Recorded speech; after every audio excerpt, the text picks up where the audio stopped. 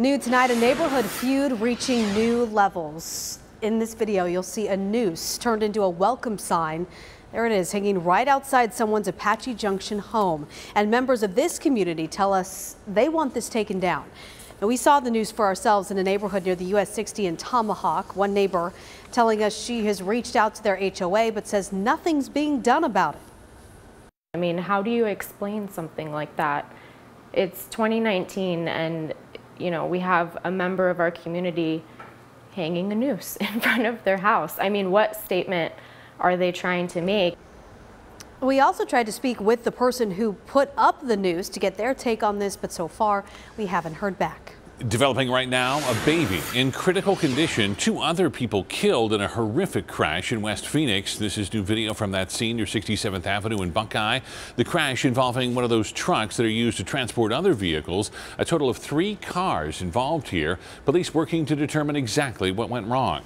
Putting a stop to pedestrian crashes. We are working to find solutions through Operation Safe Roads. Tonight, putting the deadly problem into perspective and a new effort to create change in our communities. ABC 15's Mike Pelton joining us live. And Mike, certainly no small task here. Yeah, well, there's a lot of factors at play, Danielle. Some people are hit while standing on the sidewalk, many while crossing the street mid-block. And the family of a woman killed last year just wants someone somewhere to find a solution.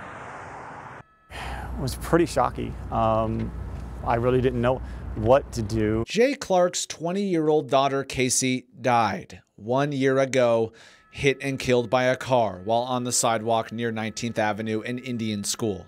He's visiting from out of state. I wanted to come out this week to commemorate her because it's the anniversary of her death. Since I was out here, it was like, well, make it productive, do something about it. Jay wants to help our leaders solve a bigger problem. In the city of Phoenix, 56 pedestrians killed back in 2017.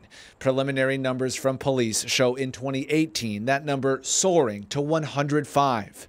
It's an issue popping up elsewhere, like over in Scottsdale. We definitely want to reverse this trend. Scottsdale Police Sergeant Ben Hoster tells me in the past year, 7 pedestrians were hit and killed in that city. Cross at the closest crosswalk. If there's none available, find the closest intersection and then look both ways and yield to cars that are already on the roadway. Scottsdale police are putting out safety tips. The city of Phoenix launched a pedestrian safety task force last year.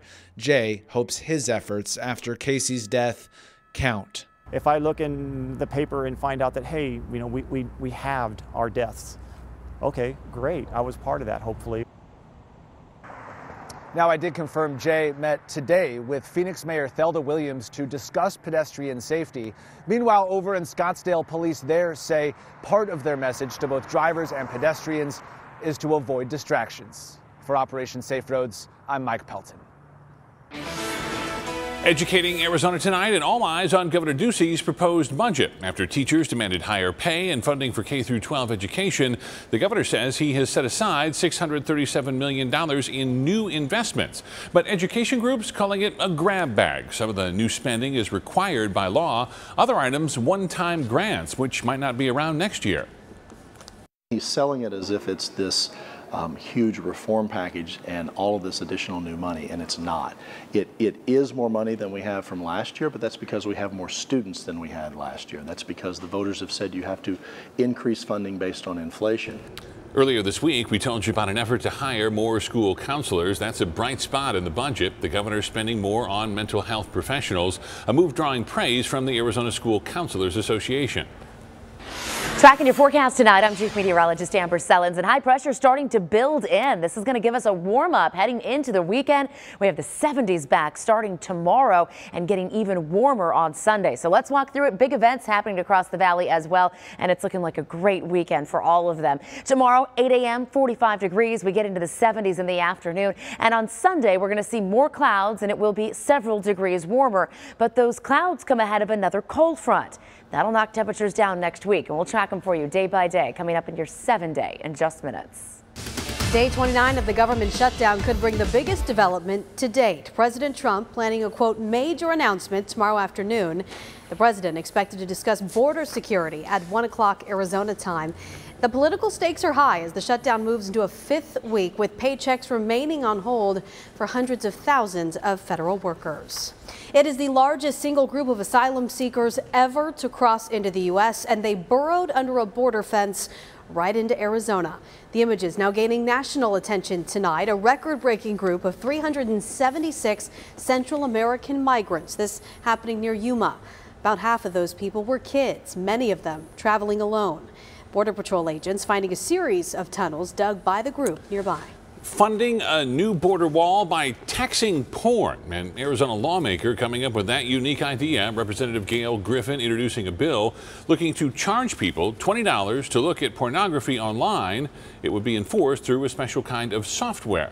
Now, the money would go into a newly created account that, among other things, would help pay for a southern border wall. Well, this just in, there was a new all-time leading scorer in Arizona high school basketball history. B.J. Burries from Globe High making history tonight.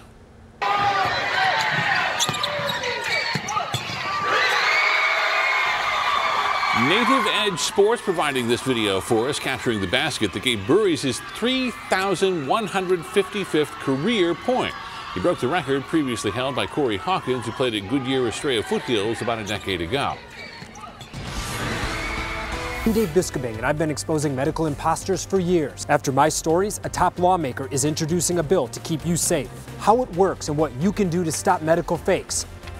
Big time closures on a major valley freeway. The restrictions now in place as we head into the weekend. Finding that perfect match, a Valley hospital saving lives through a special exchange.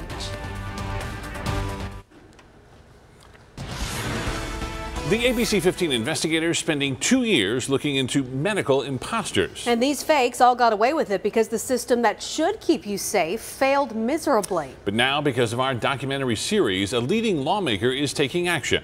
Here's ABC 15 investigator Dave Biscobing. We found state health boards struggle with medical imposters, even botch or ignore the cases entirely. And now there's a new bill that aims to fix that.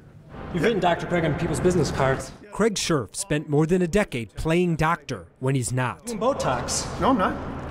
We have undercover video of you doing Botox. That's good. Where are you getting it from? Dentist Pankaj Goyal. I'm going to ask you to leave. Thank you. Forged his anesthesia credentials. Tell me if you did this. You have proper training somewhere so we know. Thank you. I would ask you to leave. Thank you so much. And fake nurse Andronique Walls ran a med spa for months. You're not Brittany. Excuse me? You're not Brittany. What do you want? Each of them were reported to authorities multiple times but not stopped until we exposed them. Representative Nancy Bartow just filed House Bill 2118. She's the top lawmaker on the House Health Committee, and her bill targets many of the major flaws our investigative documentary exposed. First, and most important, it would force Arizona's 24 health boards to regulate unauthorized practice and verify complaints. In other words, take responsibility and investigate. Why is this necessary? Right. Yeah. That's the guy. Well, these two repeatedly tried to report Dr. Craig to the medical board, but were turned away because the board said it didn't have jurisdiction. And at no point does anyone say, okay, we're going to take this on and look into this. No. Just kicking you back and forth. It went on for days. Second, boards would have to document imposter complaints and their findings, plus keep those records for 10 years. Third, boards would be required to post imposter names. Why is this important? In a 5-year period, we found more than 130 people were reported to health boards or law enforcement for illegal practice. But only 2 boards publicly post those imposter names. The nursing board is one of them. And again, going back to our mission is to protect the public. So if we know someone has been holding themselves out without a license, we want the public to know about that. Fourth, boards would be required to notify either a county attorney's office or the attorney general's office about imposters. Again, why? Good morning. The dental board ignored repeated complaints about dentist Pankaj Goyal's fake anesthesia credentials. The evidence was so obvious, he was arrested a week after our report. The dental board executive director abruptly retiring after we exposed her board's failure. Ms. Huguenin, can we ask you about this? You want to be official or fair about this? I'm at a board meeting. Well, this is a public meeting, so this is the most appropriate time to talk to you about a public matter. Thank you. Finally, the board would stiffen penalties for imposters and make the unauthorized practice of all health professions a Class 5 felony. In many health fields, the penalty for practicing without a license is just a misdemeanor. Now, this bill was just filed. Hearings will come in the coming weeks. And if you want to make your voice heard on abc15.com/investigators right now, I've got details on this new bill and how you can contact your local legislator. For now, I'm Dave Biscoming, ABC 15, Arizona. And if you haven't seen our exclusive documentary series Imposters, we are airing the first 2 episodes in a special broadcast tomorrow night at 9 o'clock right here on ABC 15. You can also find all of the episodes right now by downloading the ABC 15 app on any of the streaming devices that you see here on your screen.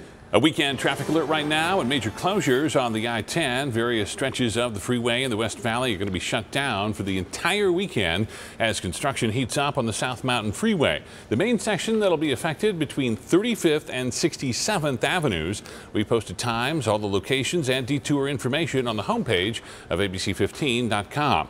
Several other closures also planned this weekend, but not because of construction. The Rock and Roll Arizona Marathon racing its way into the valley. Several races planned throughout the next couple of days, but Sunday's marathon will span across Tempe, Scottsdale, and Phoenix, and by the looks of this map, there will be a lot of road closures. You can also head to our website to find this interactive map with more detailed information. Well, all eyes on the sky this weekend. A super blood wolf moon happening Sunday, but don't get freaked out by the name. In tonight's Science with Sellens, we're breaking it down. The super moon happens when the moon is closest to the Earth, so it's going to make it appear bigger and brighter in the sky. Now, the wolf part is because it's the first full moon in January, so that's always the wolf moon. The blood moon refers to the fact that it's going to be a lunar eclipse. Now, that is as the Earth moves in between the sun and the moon, we get that shadow cast.